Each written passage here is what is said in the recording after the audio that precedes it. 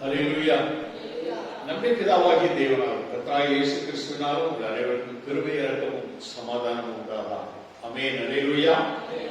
இந்த வேளையில் சிந்திக்கும்படியாக நாம் தெரிந்து கொண்டதான ஒரு வேத வசனம் 2 ராஜாக்களின் புத்தகம் 18ஆம் அதிகாரம் 7ஆம் வசனம்.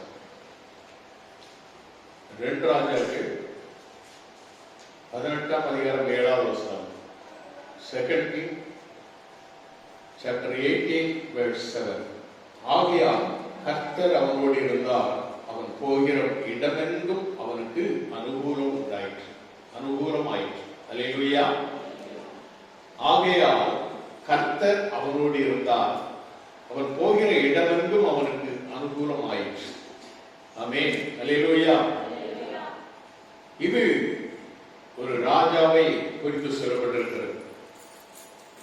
ராஜாவாக இருந்தாலும் கர்த்தரை உண்மையாக தேடினால் கர்த்தர் அவனோடு கூட இருப்பார். கர்த்தர் அவனோடு கூட இருப்பது மாத்திரமல்ல, அவன் எங்கெல்லாம் செல்கிறானோ, எங்கெல்லாம் சென்று வருகிறானோ, எல்லா காரியமும் அனுகிரகமாக ஜெயமாக காணப்படும். நம்முடைய வாழ்க்கையிலும் நாம் ஜெயம் கொள்வதற்கு இந்த ராஜாவை கொண்டு நாம் சில காரியங்களை சிந்திக்க போகிறோம். யார் இந்த ராஜா என்று நாம் பார்ப்போம் என்று சொன்னால், ராஜாவுடைய பெயர் எசேக்கியா. அல்லேலூயா. எசேக்கியா ராஜா என்று நாம் பார்க்கிறோம். இந்த எசேக்கியா ராஜா, அவனுடைய தகப்பனுடைய பெயர் ஆகாஸ்.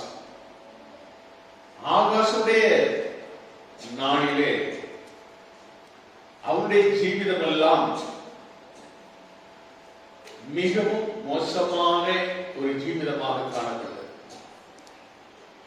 வேதத்திலே ராஜாக்களின் புத்தகத்திலே நீங்கள் வாசிக்கும் பொழுதெல்லாம் ராஜாக்களாகட்டும், அதனுடைய இன்னொரு பதிப்பு 4ஆம் குரோனிக்கல்ஸ். இந்த ராஜாக்களுடைய வாழ்ந்த காலத்திலே நடந்த சம்பவங்கள் எல்லாம் அந்த ராஜாக்களுடைய நாளாகும் டெய்லி என்ன சொல்லுவாங்க, சபட்டார்னு சொல்லுவாங்க. டெய்லி நடக்கிற சம்பவங்களை ஒரு குறிப்பேட்டில் எழுதி கொண்டு வருவார்கள்.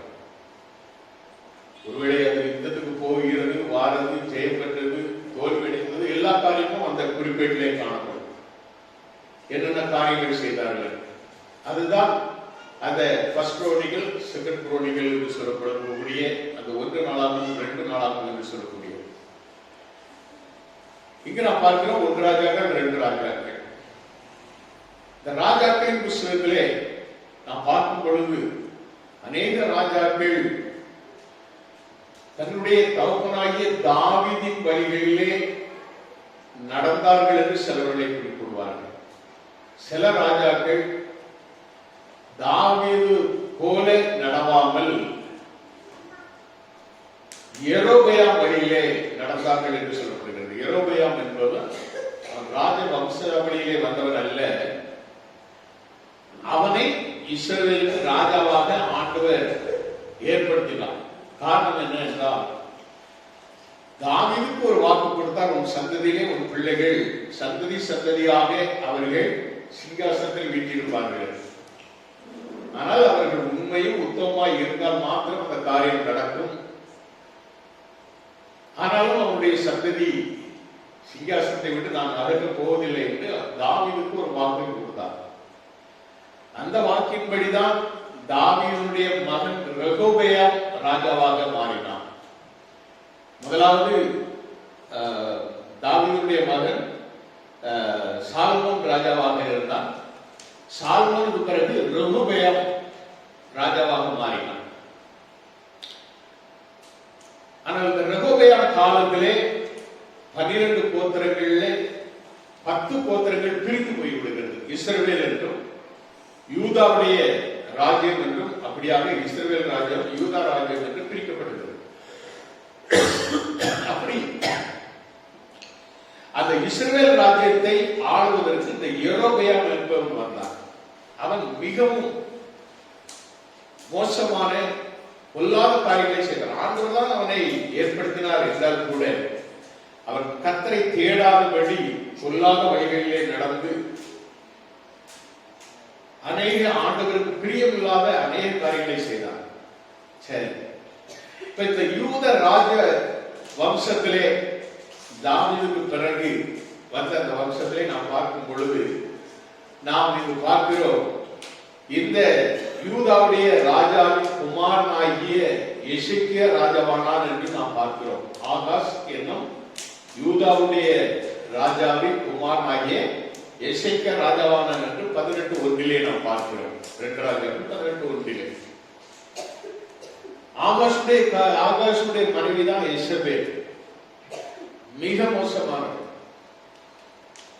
எசபேலின் ஆவி என்று சொன்னாலே ராஜ்யத்தை கெடுக்கிறது, குடும்பங்களை கெடுக்கிறது, வேசித்தனம் இருந்த பொல்லாத ஆவி என்று சொல்லப்படுகிறது. இந்த எசபேலின் ஆவி சபையிலே இருக்கக்கூடாது. சபைக்குள்ளே எசபேலின் ஆவியோடு காணப்பட்டால் சபை வேசித்தனம் முடிந்த சபையாக மாறிவிடும், பொல்லாப்பு நிறைந்த சபையாக மாறிவிடும். அவள் ஒரு ராணி தான், எசபேல் ராணி அப்படின்னு தான் சொல்லுவாங்க ஒழிய எசபேல் என்பது அது சாத்தானின் ஆவி, பொல்லாத வேசித்தனம் இருந்த மிக மோசமான ஆவி, குடும்பத்திலும் இருக்கக்கூடாது. அப்படிப்பட்ட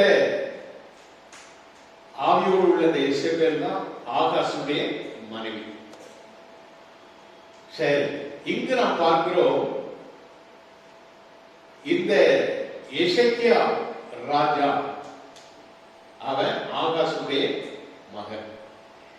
இவனை குறித்து தான் அங்கு நாம் பார்க்கிறோம் 7வது வசனத்திலே 18:7. ஆகையால் கர்த்தர் அவனோடு இருந்தார், அவன் போகிற இடமெங்கும் அவனுக்கு அனுகூலமாயிற்று என்று நாம் பார்க்கிறோம். ஆகையால் அப்படின்னா என்ன, செய்த காரியம் என்ன, இதைத்தான் நாம் சிந்திக்க போகிறோம். 3வது வசனத்தை நாம் வாசிக்கும் பொழுது, அவன் தன் தகப்பனாகிய தாவீது செய்தபடியெல்லாம் கர்த்தரின் பார்வைக்கு செம்மையானதை செய்தான். அல்லேலூயா. தாவீது செய்தபடியெல்லாம் இன்னைக்கு நல்ல ஒண்ணு புரிஞ்சுக்கணும். தாவீது ஒரு முறை ஒரு பாவம் செய்தான், ஆனால் அதை ஆண்டவரிடத்திலே அறிக்கை செய்து மன்னிப்பை பெற்றுக் கொண்டவன். ஆண்டவர் அவனை மீண்டும் தனக்கு பிரியமானவன் என்று ஏற்றுக்கொண்ட ஒரு ராஜா தான் தாவீது ராஜா. எல்லாருமே நம்முடைய வாழ்க்கையிலே நாம் எல்லாருமே தவறு செய்கிறவர்களா இருக்கிறோம். ஆனால் அந்த தவறை ஆண்டவரிடத்திலே அறிக்கை செய்து அந்த தவறுக்கு மன்னிப்பு கேட்டு மன்னிப்பை பெற்றுக்கொண்டால், மன்னிக்கிற தெய்வம் நம்முடைய தெய்வம். மன்னிப்பது மாத்திரமல்ல, அவர் மன்னிப்பதோடு தம்முடைய பிள்ளையாக ஏற்று தம்முடைய வழிகளில் நடத்துகிற ஆண்டவராக இருக்கிறார். இந்த தாவீதை குறித்து நாம் பார்க்கிறோம். அவர் தன் தகப்பன் இந்த எசேக்கியா, அவர் தன் தகப்பனாகிய தாவீது செய்தபடி, அவனுடைய உண்மையான தகப்பன் யாரு? ஆகாஸ். மேடைகள் இருக்கும், அவன் சோத்திரம், விக்கிரக தோப்புகள், பலவிதமான பொல்லாத தீர்க்கதரிசிகள், இஸ்ரவேல் அவர்களை எல்லாம் ஆதரித்து காத்து வந்தார். பாகால் தீர்க்கதரிசிகள் நிறைந்த நாடாக அந்த நாடு காணப்பட்டது அவருடைய ஆட்சியில். அப்பொழுதுதான் எலியா கர்த்தரே தேவன் என்று நிரூபிக்கும்படியாக நான் என்ன பண்றாரு, 450 பாகால் தீர்க்கதரிசிகள் 400 தோப்பு விக்கிற தீர்க்கதரிசிகளையும் அழைத்து, நீங்கள் வணங்கும் தெய்வம் தெய்வமா, நாங்கள் வணங்குகிற தெய்வம் தெய்வமா என்று நிரூபித்து அக்கினியினால் பதிலளிக்கிற தேவனே தேவன் என்று எலியா நிரூபித்து காட்டினார். அத்தனை 850 தீர்க்கதரிசிகளை, 450 பாகால் தீர்க்கதரிசிகளை, 400 தோப்பு விக்கிரக ஆராதனை செய்கிற அந்த தீர்க்கதரிசியை வெட்டி கொன்று போட்டார். யாரு? எலியா. இது ஆகாசுடைய காலங்களில் நடந்தது. ஆகாஸ் எசபேல் கணவன் மனைவியாக அவர்கள் செய்த பாவங்கள் பயங்கரமாக இருந்தது. அதனால்தான் எசபேலை ஆண்டவர் ஒரு பயங்கரமான ஒரு வார்த்தையை சொன்னார். எசபேலை என்னையும் நாய்கள் தின்னும். எசபேலை பிறகு ஒரு ராணிக்கு விட்ட சபதம். அதுல ஆகாஷ் கொஞ்சம் கடைசியில் தப்பிச்சிருந்தான். ஆண்டவர்கிட்ட மன்னிப்பு கேட்டு கொண்டாட்டியால நான் கேட்டேன் அப்படின்னு சொல்லிட்டு அவன் நினைக்கிறான். ஆண்டவர்கள் வந்து கொஞ்சம் விடுதலை வாங்கிடுவோம். ஆனா என்ன என்று நாம் பார்த்தோம் என்று சொன்னால், இந்த எசேக்கியா இவருக்கு பிள்ளையாக பிறந்தார். இவருடைய காலத்திலே அவர் தன் தகப்பனாகிய தாவீது, யாரு அவன் தான் மூத்தவன், அவன் தான் அந்த ராஜாவுடைய அந்த சிங்காசனத்திலே தகப்பனுடைய வழியிலே மூத்தவன். அவன் வழிகளிலே நடந்தார். தாவீது கர்த்தருக்கு பயந்தவர், கர்த்தர் சொன்ன வார்த்தையெல்லாம் கேட்டு நடந்தவர். அந்த தாவீதுடைய வழியிலே நடந்தார். அவன் செய்த காரியம் என்ன அப்படின்னா, 4வது வசனத்தில் நான் வாசிக்கும் பொழுது அவன் தன் தகப்பனார் 3வது வசனத்தில் சொல்லப்பட்டிருக்கு, அவன் தன் தகப்பனாகிய தாவீது செய்தபடியெல்லாம் கர்த்தரின் பார்வைக்கு செம்மையானதை செய்தான். 4வது வசனத்தில் வாசிக்கும் பொழுது அவன் மேடைகளை அகற்றி சிலைகளை தகர்த்து விக்கிரக தோப்புகளை வெட்டி மோசே பண்ணியிருந்த வெண்கல சட்டத்தை உடைத்து போட்டான் என்று சொல்லப்படுகிறது. பிரைஸ் லார்ட், அல்லேலூயா. எத்தனை காரியத்தை செய்யணும். இவருடைய 25வது வயசுல இவர் ராஜ சிம்மாசனத்தில் வந்து உட்கார்றான், ராஜாவாக மாறுகிறார். செய்த முதல் வேலை என்ன வேலை பண்றான்? மேடைகளை அகற்றி சிலைகளை தகர்த்து விக்கிரக தோப்புகளை வெட்டி மோசே பண்ணியிருந்தான இந்த வெண்கல சர்ப்பம், கொள்ளிவாய் பிசாசு என்று சொல்லக்கூடிய கொள்ளி அந்த சர்ப்பம், அது மக்களை தீட்டி அநேகரை கொன்றது.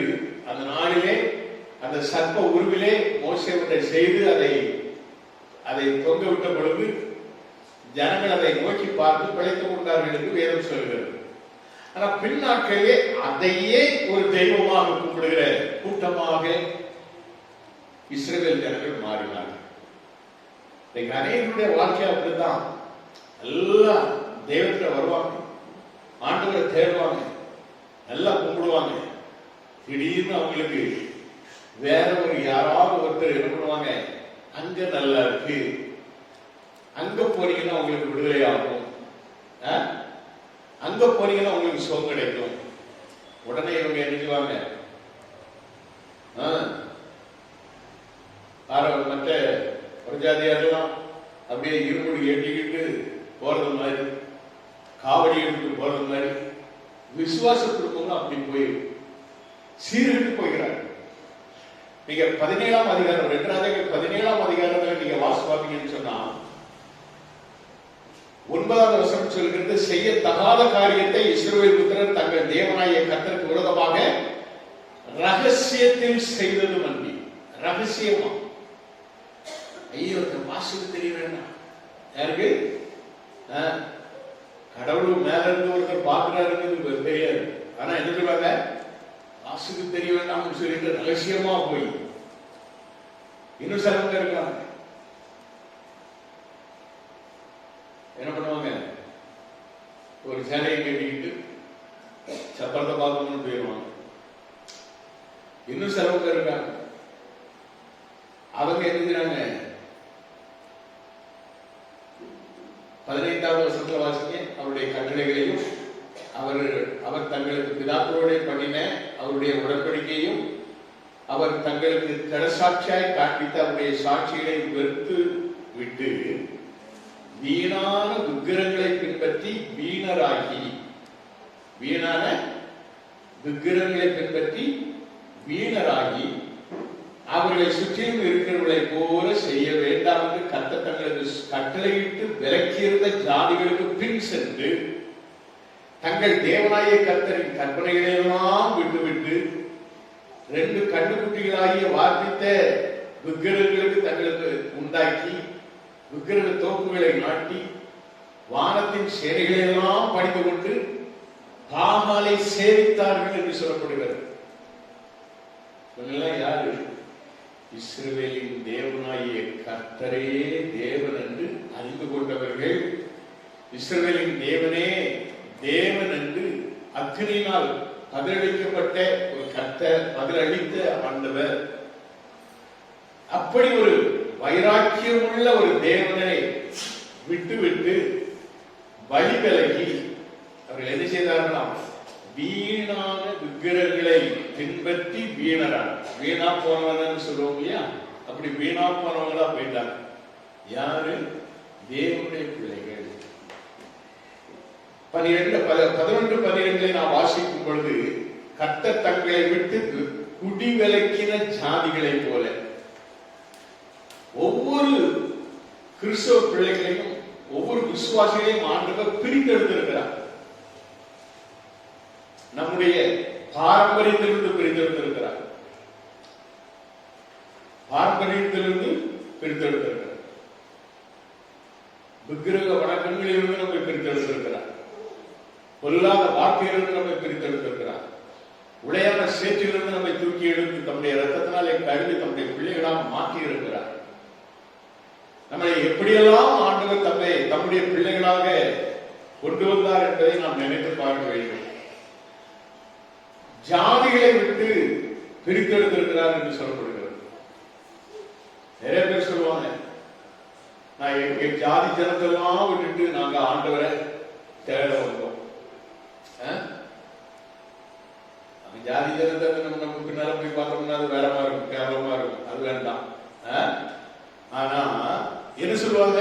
கிறிஸ்துவனா அது அவங்களுக்கு அவ்வளவு ஒரு பெரிய கேவலம். ஜாதி ஜனத்தெல்லாம் விட்டுட்டு கிறிஸ்தவங்களா மாறுறதுனால என்ன இன்னைக்கு உயிர்வாழ்ந்து நீ மாறாம போயிருந்தா மண்ணோடு வேறுப அப்படிங்கிறதை நான் வெளியில தைரியமாக சொல்ல கடமைப்பட்டிருக்கிறேன். நீ மாறுறதுனாலதான் இன்னைக்கும் ஆண்டவர் உன்னை என்ன செய்யறாரு?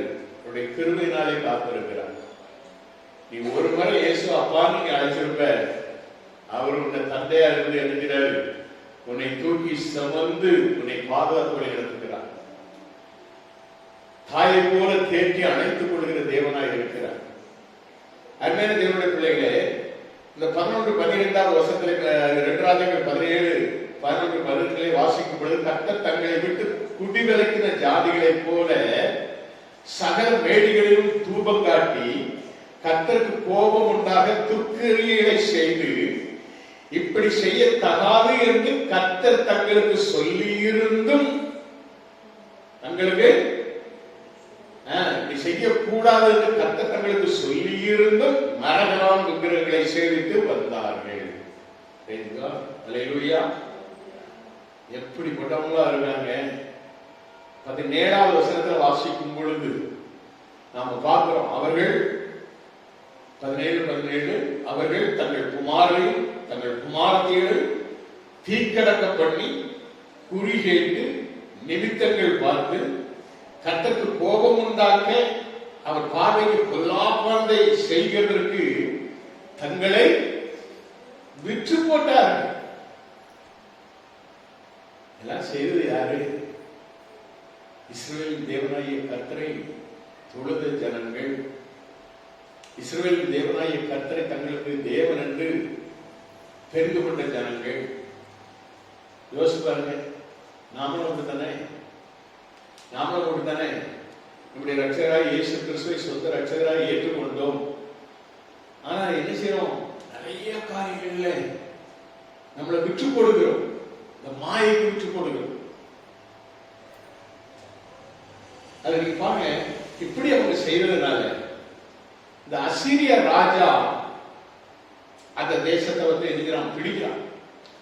அவன் பிடிச்சிட்டு அந்த சமாரியாவில் இஸ்ரவேலர்களை குடியேறப்படுவதற்கு பதிலா வேற செலவுகளை கொண்டு வந்து அங்க குடியேற்பு பண்றான்.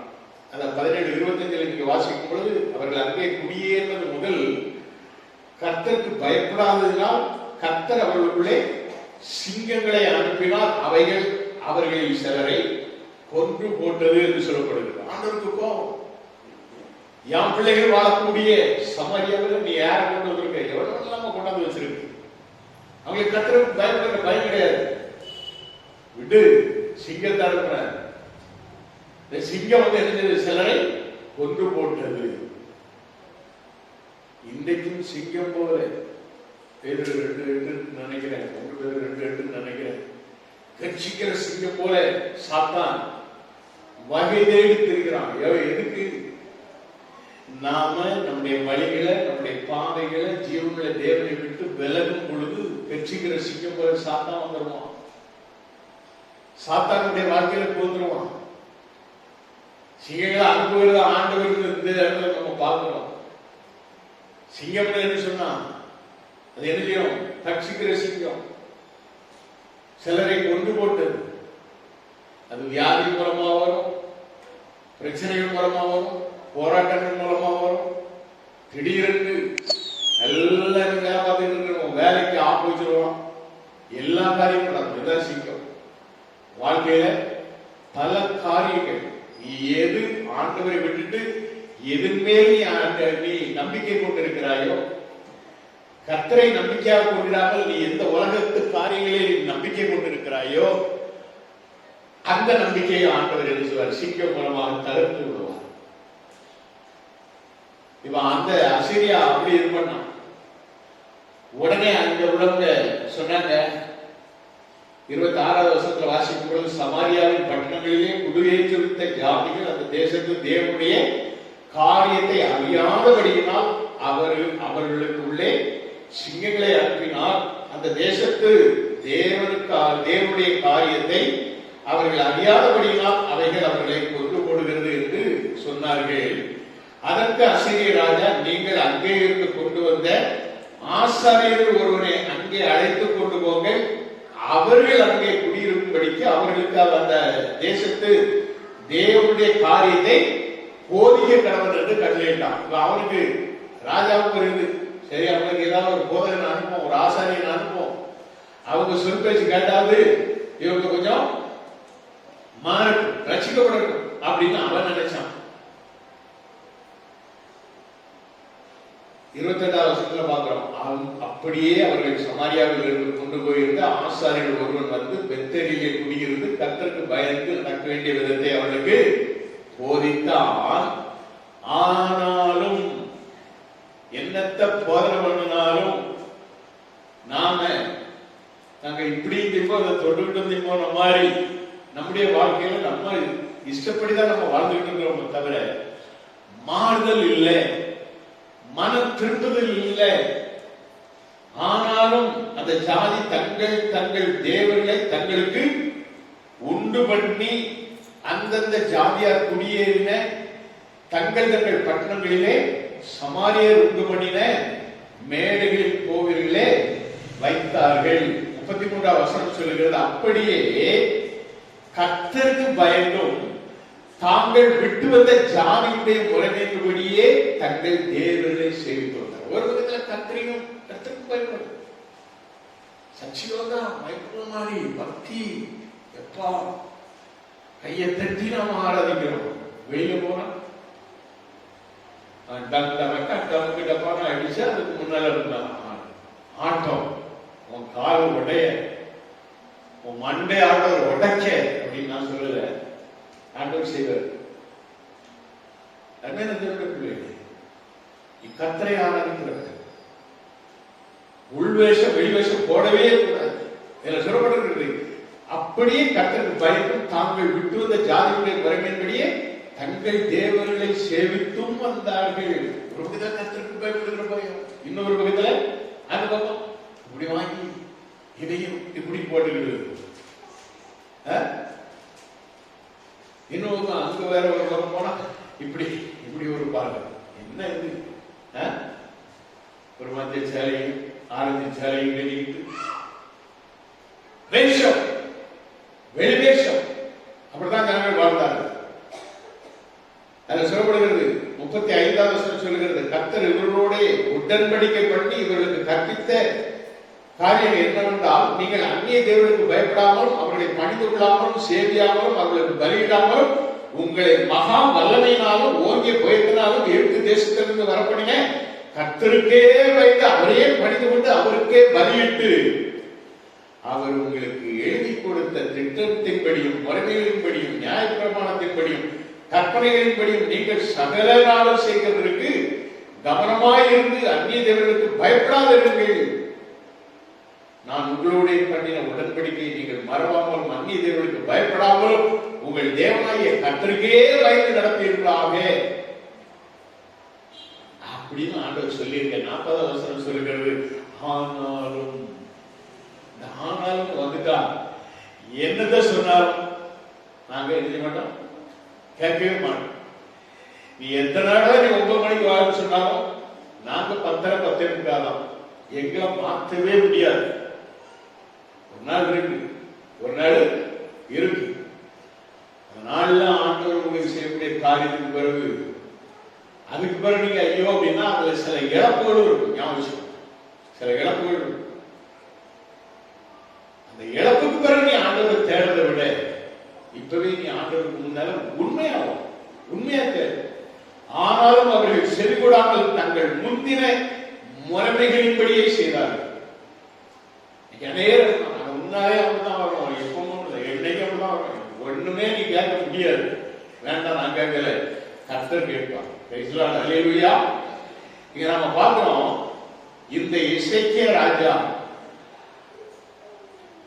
அந்த நாள்ல அந்த வெண்கல சர்ப்பத்தை உடைத்து போட்டால் அந்நாள் மட்டும் இஸ்ரவேல் புத்திரர் அதற்கு தூபம் காட்டி வந்தார்கள். அதற்கு நிகுஸ்தான் என்று பெயரிட்டான் என்று சொல்லப்படுகிறது. இன்றைக்கும் அநேக இந்து கோயில்களிலே இருக்கக்கூடிய சர்ப்பத்துக்கு பேர் என்ன தெரியுமா? நிகுஸ்தான். அது பேர்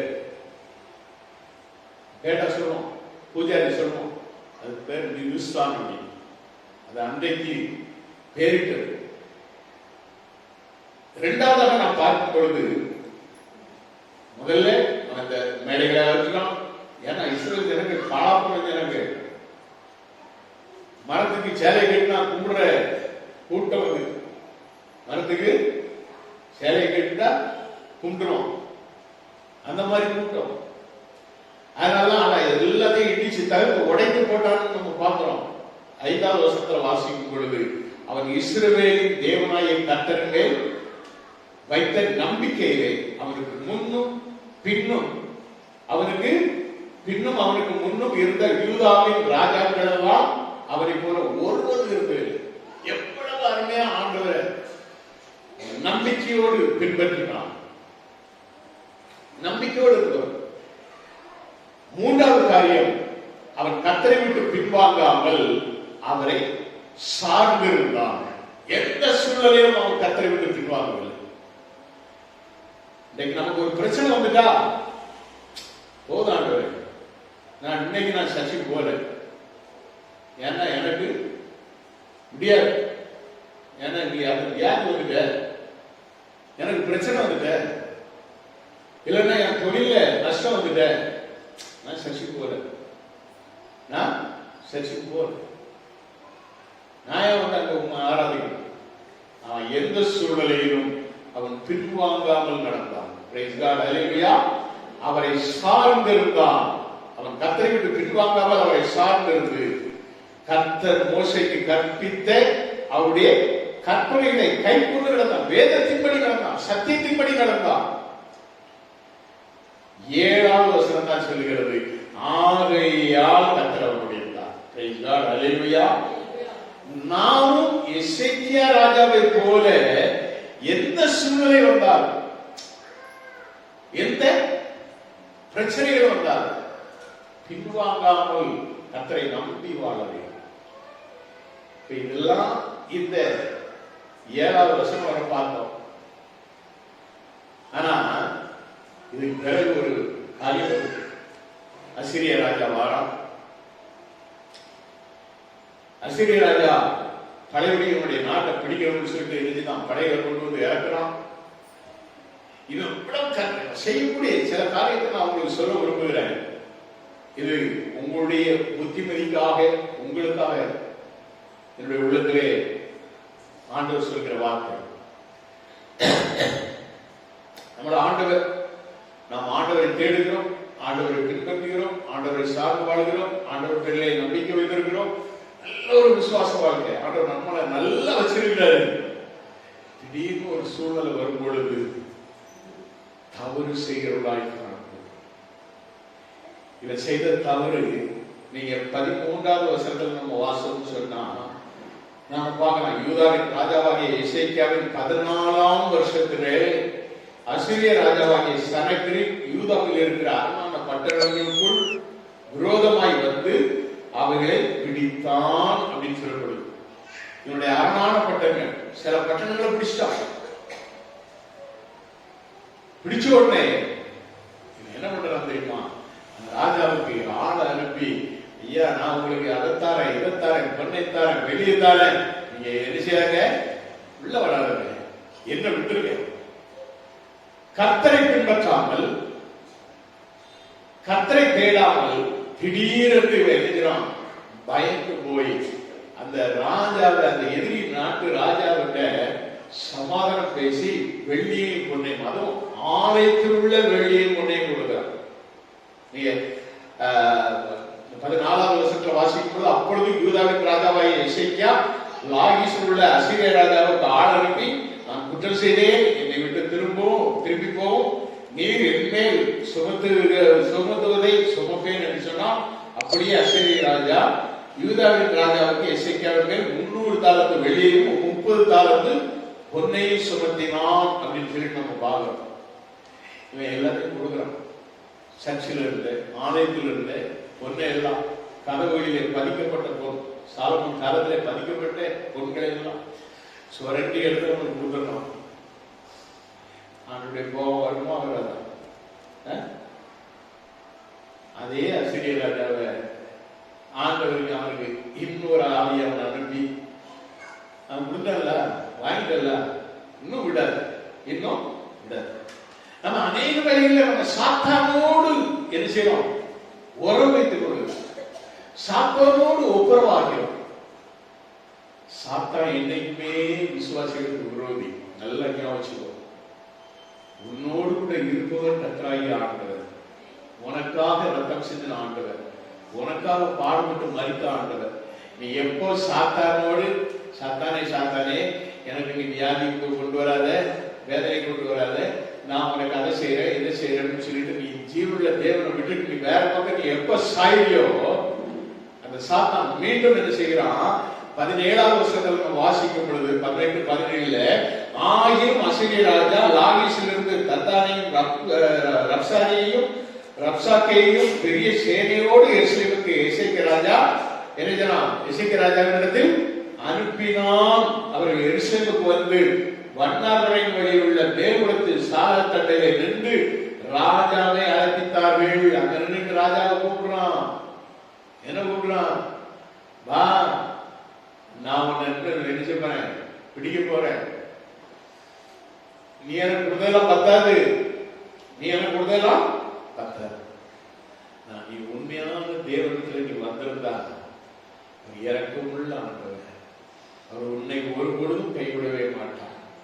கர்த்தரை தேடுகிறவர்களுக்கு ஒரு நன்மையும் குறைவுண்டார். கர்த்தரை தேடாத நீ சாத்தான்ற ஒப்பந்தம் போட்டு நீ அவனுக்கு பொருளை கொடுத்தா மீண்டும் வந்து நிற்கான். மீண்டும் வந்து நின்றது மட்டுமில்லை, அங்க ரப்சாக்கே அவன் தான் சாத்தானுடைய தூதன். அந்த அசீரிய ராஜாவாகிய அந்த சனகெரிப்புடைய தூதன் தான் ரப்சாக்கே. வந்து கொக்கரி ஏசாயா தீர்க்கதரிசி சொல்றாரு, சொல்ல ஆரம்பிக்கிறார். 7ஆம் வசனம் சொல்றாரு, இதோ அவன் ஒரு செய்தியை கேட்டு தன் தேசத்துக்கு திரும்புவதற்கு ஏற்பான ஆவியை நான் அவனுக்குள்ள அனுப்பி அவனை அவன் தேசத்திலே கட்டைத்தால் விடப்படுவேன் என்று கர்த்தர் உரைக்கிறார் என்பதை உங்கள் ஆண்டவரிடத்தில் சொல்லுங்கள் அப்படின்னு சொல்லி அவன் சொல்லி அனுப்புறான். அதோடு கூட மட்டுமல்ல, இவன் தேவ ஆலயத்திலே போய் எசேக்கியா என்ன பண்றாரு? அப்படியே கர்த்தருக்கு முன்பாக தன்னுடைய கையை விரித்து 14, 15, 19வது வசனங்களை நீங்கள் வாசிக்கும் பொழுது அவன் எப்படி தன்னை தாழ்த்தி அங்க போய் தேவனுடைய ஆலயத்திலே போய் பணிந்து பண்ணார். இதுதான் எசேக்கியாவுடைய காரியம். எந்த சூழ்நிலை வந்தாலும் ஆண்டவருக்கு போய் தெரியும். அல்லேலூயா. சோதனை அவனை குறித்து மேன்மையாக ஆண்டவர் சொன்னார், நீ போகும் இடமெல்லாம் நான் உன்னோடு கூட இருப்பேன், உன்னுடைய காரியங்கள் எல்லாம் வாய்க்கும், எப்போதும் நான் உன்னோட இருக்கும்னு சொன்னார. அவனுக்கு வந்த சோதனையில் அவன் எழுதுகிறான், தேவனுடைய ஆலயத்திலே போய் 19வது வசனம் சொல்லுது, இப்போதும் எங்கள் தேவனாகிய கர்த்தாவே ஒருவரே தேவனாகிய கர்த்தர் என்று பூமியின் ராஜ்யங்கள் எல்லாம் அறிபடிக்கு எங்களை அவன் கைக்கு நீங்களாக்கி ரட்சியும் என்று விண்ணப்பம் பண்ணினான் என்று நாம் வாசிக்கிறோம். ஹல்லேலூயா. அருமையான தேவனுடைய பிள்ளைகளே, நடந்த காரியம் என்ன என்று சொல்லி நாம் பார்ப்போம் சொன்னா, அந்த ராத்திரியிலே ஆப்சோத்திரம் ஆண்டவர் என்ன செய்கிறாரு, அவங்களுடைய பாளையத்துள்ளே நீங்க 19ஆம் அதிகாரம் 35வது வசனத்துல வாசிக்கும் பொழுது அன்று ராத்திரியில் சம்பவித்தது என்னவென்றால், கர்த்தருடைய தூதன் புறப்பட்டு அசீரியன் பாளையத்தில் 185,000 பேர் என்ன சங்கரிதான். அதிகாரமே எழுந்திருக்கும் போது இதோ அவர்கள் எல்லாரும் செத்த பிரேதங்களாய் கிடந்தார்கள். யாத்ரா 14:14 சொல்லுகிறது, கர்த்தர் உங்களுக்காக யுத்தம் பண்ணுவார். நீ கர்த்தரை நம்பி வாழ்ந்தால் கர்த்தர் உங்களுக்காக யுத்தம் பண்ணுவார்.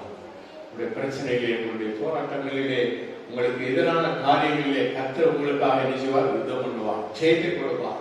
ஒரே நாள்ல 1,85,000 பேரை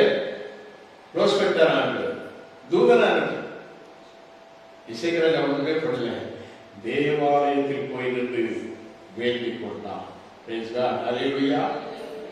இந்த நல்ல காரியங்கள் இசைக்கிய ராஜாவிடத்திலே காணப்பட்ட நல்ல காரியங்களுடைய வாழ்க்கையிலே வேண்டும். இதற்கு பின்புதான் அவனுக்கு மரணப்படுத்த வரும். நீ மறித்து போவாய் என்று ஏசாயாவுக்கு சொல்வார். வெளியில வரனால இவன் அழுது ஜெபம் பண்ணுவான். அப்பவும் ஆண்டவர்ல தான் அழுது ஜெபம் பண்ணுவான். 15 வருடத்தை ஆண்டவர் கூட்டி கொடுப்பார். Praise God. ஹல்லேலூயா. இப்படி எல்லாவற்றையும் ஆண்டவர்களை கேட்டு பெற்றுக்கொண்டே ஒரு இசைக்கிய ராஜாவை போல நீங்கள் வாழ வேண்டும். உங்களுடைய வாழ்க்கையில் ஒரு மாற்றம் வேண்டும், மனம் திரும்ப வேண்டும். மனம் திரும்பாத எந்த ஒரு காரியத்திலும் ஆண்டவர் என்ன செய்வார்? உங்களோடு கூட இருந்து செயல்பட மாட்டார், உங்களோடு கூட வரமாட்டார், உங்களோடு கூட இருக்கவும் மாட்டார், உங்களை தாங்கி பிடிக்க மாட்டார். மனம் திரும்புவதோடு நீங்கள் ஆண்டவரை உண்மையாய் பின்பற்றினால் உங்களோடு கூட ஆண்டவர் வருவார், உங்களுடைய காரியத்தை வாய்க்க பண்ணுவார், உங்களுடைய காரியங்கள் எல்லாம் அனுகூலமாக இருக்கும், ஜெயத்திற்குள் ஜெயம் தருவார், வெற்றியை தருவார், உங்களை ஆசீர்வதிப்பார். அல்லேலூயா. எவ்வளவாக ஆண்டவர் மனம் திரும்பின ஒரு வாழ்க்கையை தான் ஆண்டவர் விரும்புகிறார். அதனாலதான் ஆண்டவர் உலகத்தில் வந்த பொழுது அவர் சொல்ற தேவனுடைய ராஜ்யத்தை குறித்து பிரசிக்கும் பொழுது மனம் திரும்புங்கள், மனம் திரும்புங்கள். ஆண்டவர் சொன்ன வார்த்தை அதுதான். அவருக்கு பிறகு எல்லா ஊழியக்காரர்களும் அதைத்தான் பிரச்சனை, நாங்களும் அதைத்தான் பிரச்சனைப்படுகிறோம். மனம் திரும்புங்கள். மனம் திரும்பவே மாட்டோம். நாங்க எங்க வழிகள் தான் நடப்போம்னு சொன்னா சிங்கம் தான் அவருக்கு போவாரு. ஆண்டவர் சிங்கங்களா பட்சித்து போடும்படியா நீ சேமிச்சு வைக்கிறதெல்லாம் பட்சித்து போட்டுருவாங்க. வாழ்க்கையில நீ கண்ட நன்மைகள் எல்லாம் பட்சித்து போட்டுருவாங்க. உன்னுடைய சந்தோஷத்தை பட்சித்து போட்டுருவாங்க. உனக்கு உடல் சும்மா ஆரோக்கியம் எல்லாம் பட்சிக்கப்படும். முடிவு என்ன இருக்கும் பார்த்துக்கோ. அது முன்னாலேயே ஆண்டவரையும் தேடுங்க, மனத்திற்கு பரலோக ராஜ்யம் சமீபமாக இருக்கு. அன்மையான தேவனுடைய பிள்ளைகளே, அதை நான் பார்க்கிறோம். 18:7 ஆகியால் கர்த்தர் அவனோடு இருந்தார், அவன் போகிற இடமெங்கும் அவனுக்கு அனுகூலமாயிற்று. அவன் அசிரிய ராஜாவை சேவியாமல் அவன் அதிகாரத்தை தள்ளிவிட்டான் என்று சொல்லி பார்க்கிறோம். அல்லேலூயா. அவன் சொல்ற எந்த உனக்கு எதிராக யார் அவங்களுடைய அதிகாரத்துக்கு நீ பயப்படாமல் கர்த்தரை தேடு, கர்த்தரை நம்பிக்கொண்டு கர்த்தருக்கே நீ முதலிடம் கொடு. கர்த்தர் உன்னுடைய வாழ்வாயிருந்து உன்னை பாதுகாப்பார், ஆசீர்வதிப்பார். அவருக்கே பயன்படுகிறார்கள். ஆமென். அல்லேலூயா. God bless you.